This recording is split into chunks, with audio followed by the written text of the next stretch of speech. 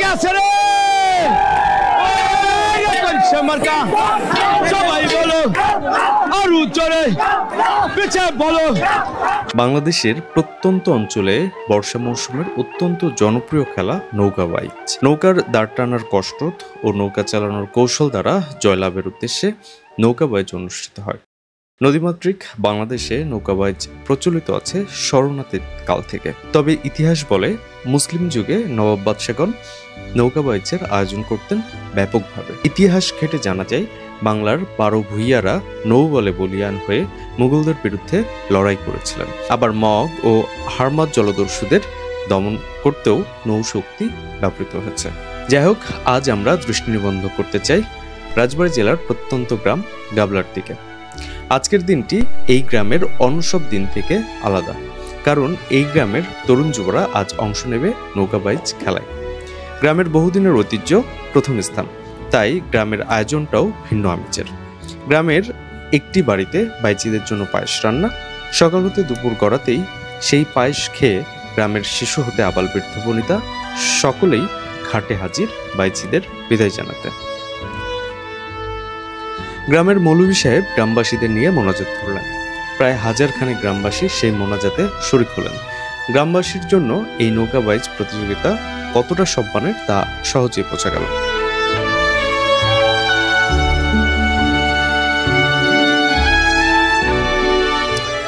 বাইচের নৌকা ছেড়ে গেল। গ্রামের মুরব্বী, কিশোর, তরুণ সবাই চেপে বসলেন ট্রলারে। মহিলা, শিশু ও বৃদ্ধরা হাত নেড়ে বিদায় জানালো। উদ্দেশ্য এবার লক্ষণদিয়া সাংবাদ দিকে।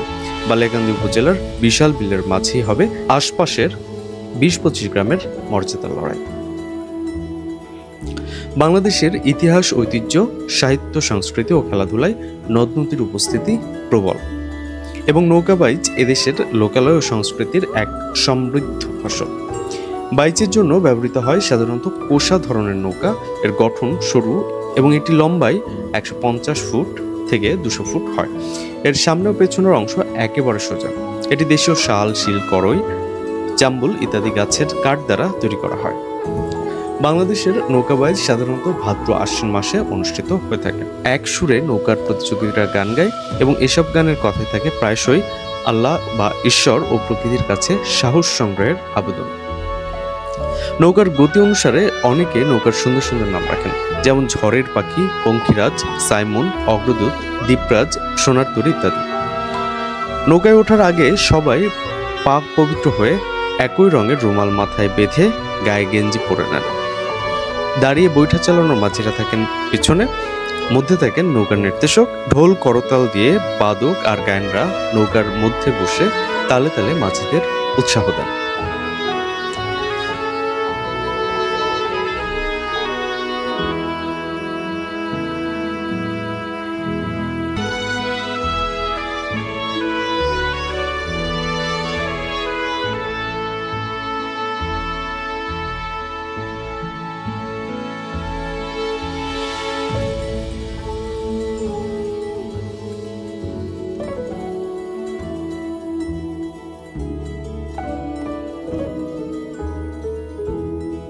আশপাশের প্রায় 50 গ্রামের 10,000 মানুষ ছোট বড় ডিঙ্গি নৌকা নিয়ে হাজির নৌকাবাইচ দেখার জন্য। বলি জানিয়ে দেই সবাইকে, জানিয়ে দেই প্রথম পুরস্কার সবাই বলো তালে তালে। আরে তাল হয় না রে, সবাই বলো আরে তালে তালে। আর জোরে জোর হয় না রে, সবাই বলো তালে তালে। জোর হয় না রে, আর জোরে।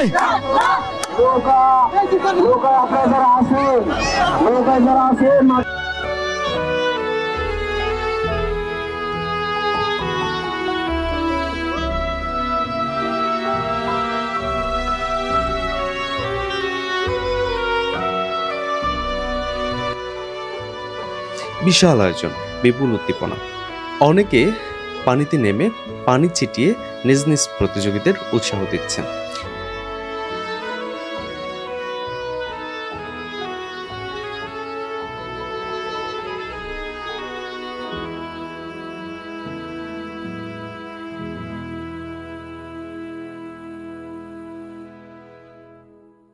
বাঁধ ভাঙা আনন্দে গ্রামবাসীরা আজ মাতোয়ারা।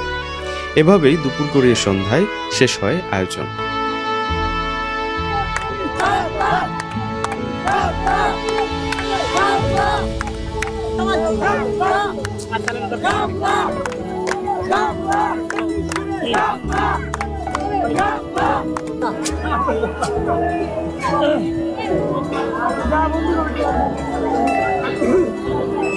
গ্রামবাসী সবাই যার যার নিড়ে ফিরে, গাবলা গ্রামবাসীও বরাবরের মতো পুরস্কারের টেলিভিশন নিয়ে গ্রামে ফিরে যায়।